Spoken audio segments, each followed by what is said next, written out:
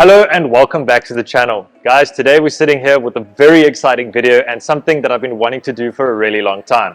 For those of you that don't know him, this is Hopwe, the owner and founder of the Brother Shrimp Farm, or just the Brother Shrimp?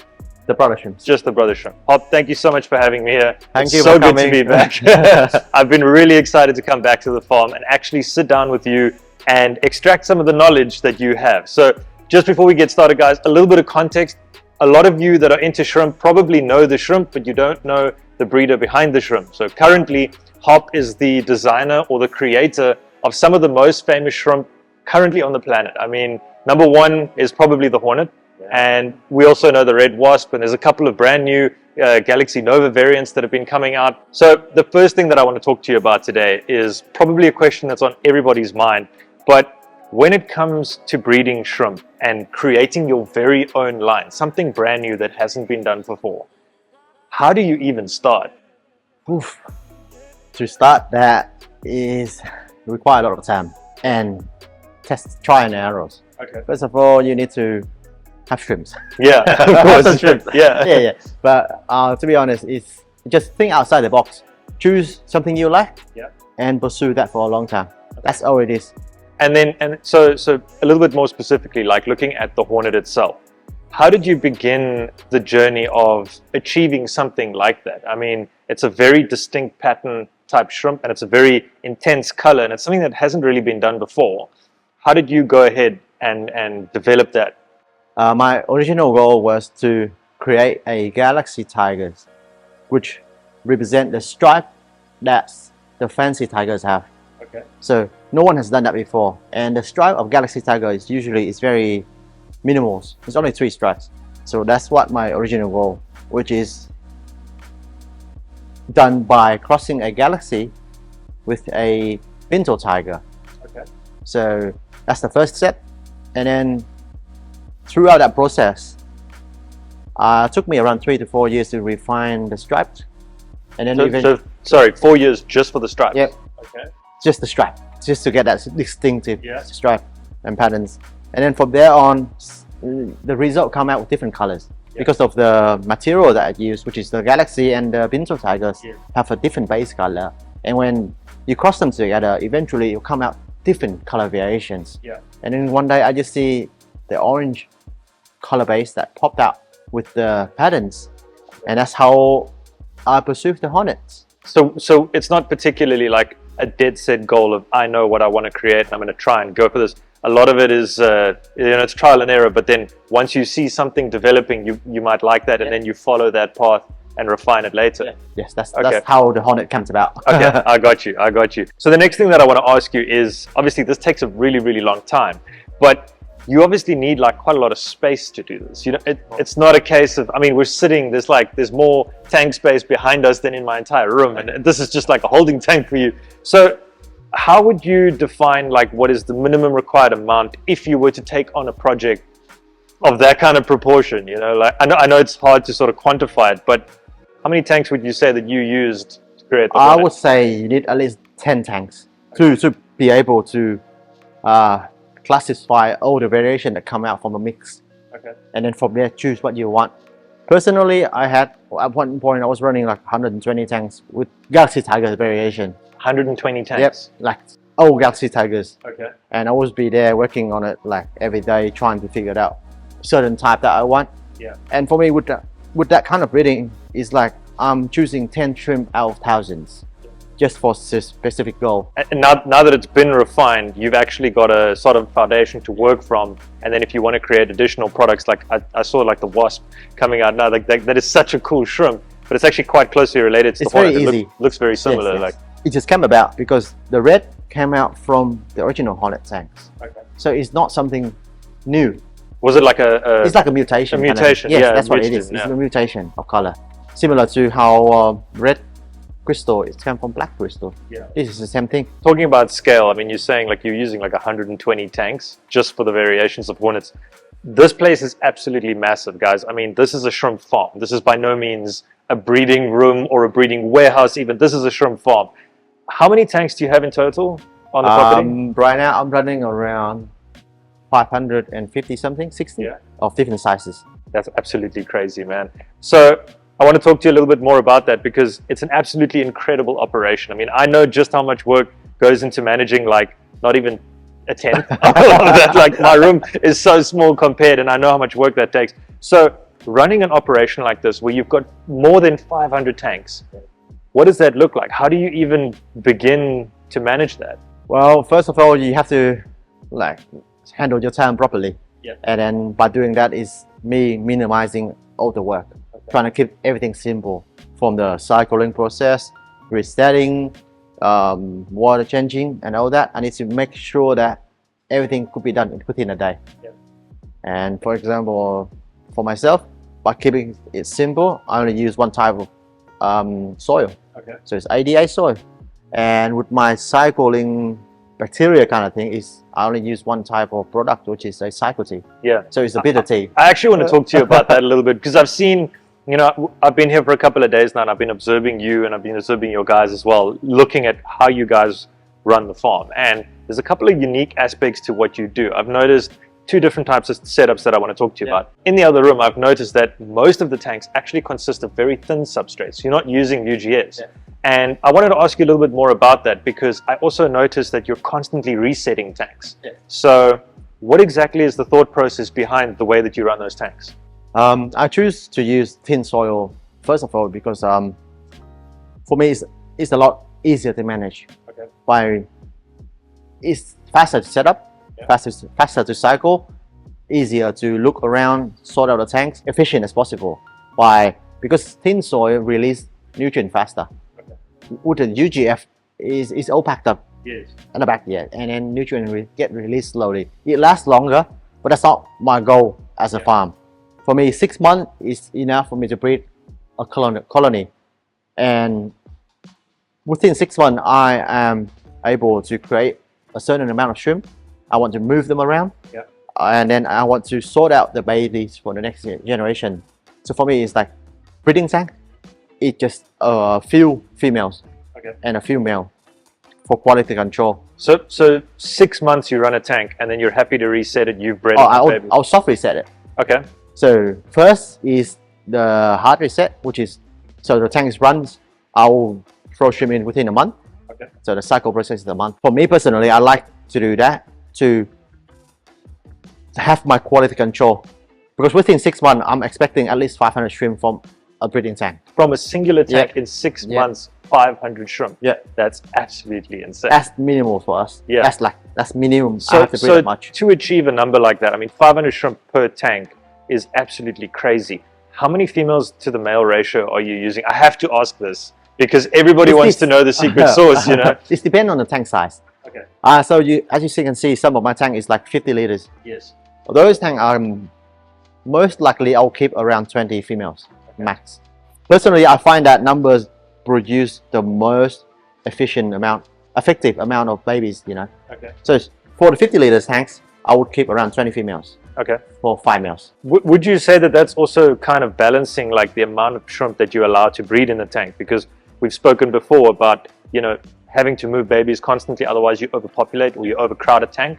Is there something that you can share with us in terms of that specific ratio? I mean, 50 liters, it's not massive, but I mean, getting 500 babies out of there in 6 months, like it kind of, you know, where's the balance in between that? Like, so what I've been doing throughout the years, I've been testing. Okay. I have a period of time I ran a tank with like 40 females, and what we would do to see how we progress is by counting the babies when we remove them. So every time I remove babies, pretty much every month we remove the babies from the tank. Yeah. We will count the amount of baby, and the result I came out with is that within 50 liters, it doesn't matter if it's 40 or 20 females, the amount of the babies I can catch out per time is very similar, around 150 to 250 tank. And that's the limit that you're going to get out of that tank at a time. It doesn't matter how much more I put. And from observation and my experience, I see that with that amount of shrimp in that amount of water tank size, the shrimp are a lot healthier. Okay. They can grow bigger, they are happier, they breed a lot more, maybe because of the surface area, the more area for them to eat. So basically, you have sort of a graph of diminishing returns where more shrimp doesn't necessarily mean more success. It could actually mean the opposite. You could have detrimental effects for in that the tank size. Yes. Yeah. Okay, so the next thing that I want to talk to you about, when it comes to the cycling process, you mentioned the soil and the thin layer that you're using, and that makes sense. But something that I've seen you do that I haven't seen a lot of other people do is you're using you don't use like a bacteria powder when you actually begin your cycle, and you're actually using some form of a pellet. Yeah. Can you explain to me what that is and what it does? Like I say, I try to keep everything as minimal, as simple as possible. And what I'm using is a bitter tea. Okay. So it's a leftover product of a process of getting out oil from a fruit. Okay. So it's pretty much a fruit leftover. Yeah. And that fruit is they call bitter tea in Taiwan, which is one of my friends showed me. Okay. And what it does is have saponins in it that helps kills a lot of shop worms. Okay. And the thing that we don't want in our tanks. The other thing that I wanted to ask you is, I've seen you putting this directly into the tank, and it sort of like breaks up and then it creates like a large amount of biofilm, right? So at some point this obviously becomes safe to put shrimp in, because if it's killing soft cells, it's not going to kill your shrimp. Well, there's certain points. So saponin release, it stops oxygen. It's like it's kill all the oxygen in your tank, if I'm understanding correctly. Yes. Yes. So if you put too much in it, your shrimp will suffer. Okay. They will start they can't breathe and they die. Okay. That's pretty much it. So it's primarily reserved just for cycling the tank. You wouldn't Most likely, yes. Okay. Most of the time, Yeah. for that. But sometimes I've also seen you've got these little bags in with your shrimp. Oh. And that's also growing biofilm on it. I can only assume it's the same thing. It's the same thing. I use the same thing for both. But how I use that bag is a bit different. Okay. So what I do is I pre-soak them so that all the saponins get released. Okay, so you first go through that release process, and then once the product is what's left over, you're basically using to feed The as water. It's kind of like a Lubal bag almost. It is similar. It's all the similar method of providing bacteria for your tank. I want to ask you a little bit more about the management of the colony of shrimp and how you feed them. When it comes to the food in the tanks, like I know you stress quite a lot biofilm, green walls. Explain to me a little bit more about your methodology, because we've got a lot of people out there, even myself, we're chasing the ultimate shrimp food, and I don't see you feed that much. I don't feed that much, yes. Please tell us a little bit more. For me, from my experience, the shrimp eat 75 to 80% of their food intake is from the tank itself. So I feed the water instead of the shrimp. Okay. So I need to create I need to create a tank, the environment for them where it's rich in nutrients, because shrimp eats bacteria, like microorganisms. Yeah. Like they don't eat much more, and they are like cockroaches at sea. Yeah. So they eat anything. Yeah. They're detritivores. I mean, they're the bottom of the food chain, basically. Yes, that's what they are. So for me, I feed the water instead of a shrimp. By feeding the water, by making sure the tank is rich in nutrients and bacteria is growing, I know the shrimp will grow well. That's all it is. Okay, so on that point, you're saying you feed the tank nutrients. I think a lot of people get confused here, because we might think that that's your TDS reading. It's like, oh, I'm mixing my Oro water, I'm adding in my nutrients. What is the differentiation between the nutrients in the water that we condition our water versus feeding the nutrients? So water chemistry is just setting up the right conditions. It's like setting up a right temperature for us to live in. Okay. Environment anyways. So for a shrimp, they thrive at a certain range, which is what we are told. GH 3 to 4, TDS 100, pH is around that, like 5.4 to 6, and temperature is the same. So it's for us, it's like we thrive in clean air, oxygenate the tank. I mean, we thrive in like high oxygen environment. Clean environment, like cool temperature and all that. That's what it is for me for the shrimps. Okay. So giving them the environment to live in that's healthy for them. And for the other part, what you want to dig in is like the nutrients in the tank. For me, is me managing the tank water to the point where it's not too clean and it's not too dirty. For me, that fine line in between, when it's just dirty enough when the bacteria can grow and thrive and create more food, more biofilm them, is what I try to go for. Okay. That's the line I want to work on. But that's a very intricate balance, and I think the question that I then want to ask on that specific note is when it comes to water changes and maintaining the equilibrium in that tank. And we know that the water change is how you do it. You know, there's some guys doing no water changes, but can you tell me a little bit about what your system looks like? Because I've seen some people, they suck the water out. Some people, they clean the soil. Some people, they scrape the glass.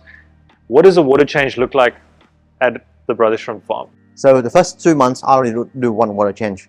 Is this from setting up a tank? Yep. Okay. So like brand new tank until the second water change is 2 months. Why I do that is I try to reach the mature state as quickly as possible. The balance of the tank. Yeah, the balance. So for me, the first month of a tank setting up is you creating bacteria. Yeah. And then the first water change is to give the tank the new life. So you pretty much suck out old bacteria and refresh it so that the new bacteria and what it is releasing is matching. So that's first water change. Usually I do it at around 3 weeks. Okay. And then the shrimp will go in around 30 to 40 days. Okay. At that point. And that time I need the tank bacteria to grow and balance itself out with the stuff that the shrimp is releasing. The bioload. Yeah, bioload. Yeah. Okay. That's me. That's my way of doing things. Is that I want to balance it really quickly. Yeah. And then after that, I usually do about 15% to 20%, depending on the tank situation, every 15 days. Okay. So I only do 2 water changes. That's actually very little water change. Yes. Okay. The reason why I do that is because of the amount of bioload I give them. It's not that much. Okay. Like how I mentioned, it's like I like slowly releasing nutrient, which is the bag. Yeah, and you focus on letting the tank feed the shrimp. It's not like you're throwing food in. That would make sense that you're putting in less, so you need to take less out. Every time I do water change, it's like refreshing the environment a little bit, so the shrimp are more likely to molt, more likely to have babies, and also it's more like natural for them. And I know there's a lot of questions about water changes or not water changes. For me, I think both ways will work. Okay. It's just that for me, the most efficient way and effective way is doing this. I have experienced tanks that I don't do water changes. I raise them, it's fine. There's nothing happened, but the speed of breeding and the speed of growth is not to what my standard is right now. While testing soy, sometimes I notice the soil release a lot more nutrients. That is when I do a lot more water change. It happened to me. Yes, I'm just more adapting to the soil. I don't have a fixed way of doing things. Yes. I will do a certain thing with a certain soil and certain conditions. Okay. I'm not just like, oh, I have to do this, to do that, to do the other thing. Sometimes I don't do water changes. I really like that, man. And I think that's something that people should talk about a bit more often because, like you said, no 2 tanks are the same. You can set up 2 tanks exactly the same. One requires a little bit different care than the other one. And I think that's such an important piece of advice, especially for newer shrimp keepers, because when I first started, some of the biggest mistakes I made was trying to do the exact same thing on the exact same tank. It will not work. And it did not work, man. It did not work. It's very difficult to find a specific way to manage your tank. Yeah. It all depends on, it's like, I set up 2 tanks at the same time, same everything, but it will not develop the same. Yeah. And I need to adapt. And maybe I'm fortunate because I have a lot more tanks and a lot more experience. Yeah, you've got the economy of scale. So that's why I'm very flexible with how I manage the tank. There's no certain way. The only thing for certain is the amount of soil I use and what I put in it. And the parameters. What do you think is some of the #1 mistakes that people make in the shrimp keeping hobby, whether they're new shrimp keepers or old shrimp keepers? What do you think is something that people can look out for when they're getting into it? I think they are too worried about the product, or they just want the best for the shrimp. I know shrimp keepers, me myself used to be a beginner. I know that I want the best for my shrimps, and I buy a lot of expensive products. But at the end of the day, I think it just dies down to being patient, wait, because shrimps need time to adapt. And sometimes it's the shrimp that is the problem. It's not the tank. Okay. Shrimp can be weak. It's just like human. That's They can very be weak. interesting. You throw them in, your tank is everything is fine, but shrimp is dying. Maybe because last month they were not doing well. Yeah. Maybe because there's a certain amount of thing happening in their life that is not working out, and then that's when you have to look at the shrimp itself.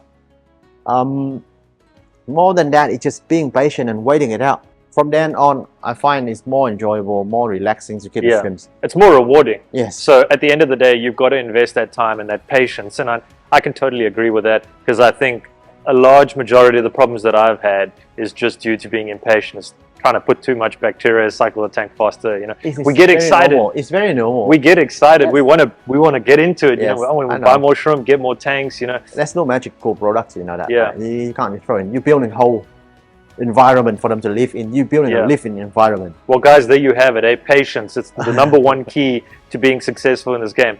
But you mentioned now something that I have to ask you about, and that is something being wrong with the shrimp.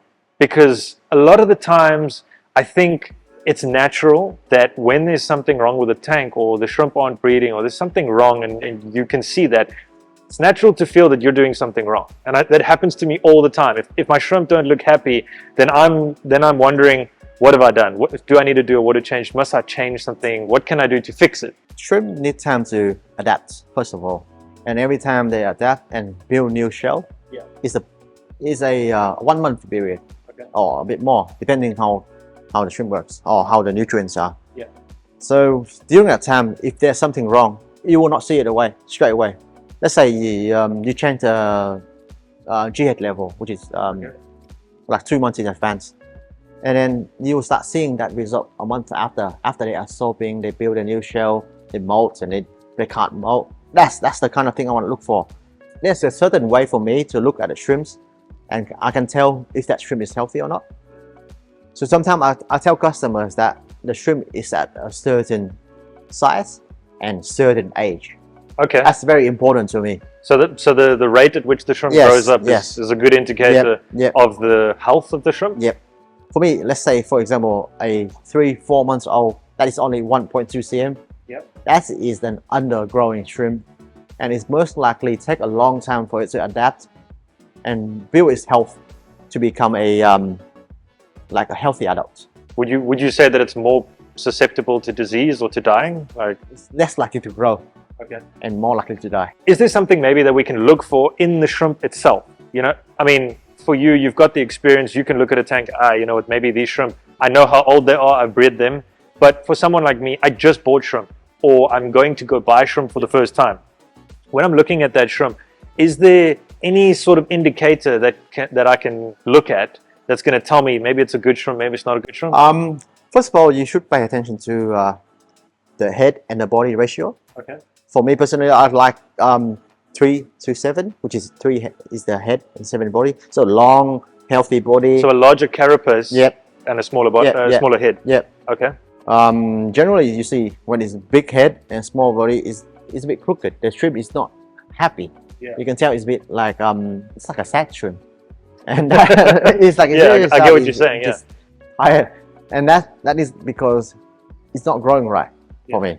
Maybe it's because of the condition to grow. Maybe it's because of the genetic. Sometimes shrimp can be a sick shrimp. Yeah. It's like not all shrimp will be healthy. To avoid that, I usually give them enough space to grow. Okay. So I don't want to overcrowd the tank. Okay. So just talking about that, like in the home environment, you know, say I've got a tank, my shrimp are breeding, but I've got some of them that I can now see that are not healthy. You know, maybe the head's too big or whatever the case may be. At what point would you say, you know, try and work with the shrimp, or maybe it's better to cull it or to remove it from your colony that you're trying to work on? I would do that at around 0.8 to 1 cm, 1.2 cm. Okay. That's the rate I will throw them away. Okay. So it's pretty much like that's my quality control process at that time. Okay. And at what age would that be around? About 1.5. 1.5? Yeah, 1.5 months old. That's amazing. So 6 weeks. At that point, if the shrimp is not performing well, that's it. Yeah. That's so the cutoff time. Sometimes it's about 2 months. Sometimes it's 1.5. My speed is about 1.5. I'll get to that point. Cool. And I want to do selection there. Pop, thank you so much. It's been absolutely amazing to talk to you, and I really appreciate the amount of time and effort that you put into this and sharing the information with us that we could consider secrets, and being able to put it out there so that we can not necessarily copy it but apply it in our own setups. I really appreciate it. You're welcome. You're an absolute legend. Guys, I really hope you enjoyed this video and found it as informative as I did. If you did enjoy it, consider leaving a like. It helps it reach other people that are interested in the hobby. And if you haven't yet, make sure you hit that subscribe button to stay up to date on future videos. If you already have, you're awesome. Continue being awesome. And as always, I'll see you in the next video.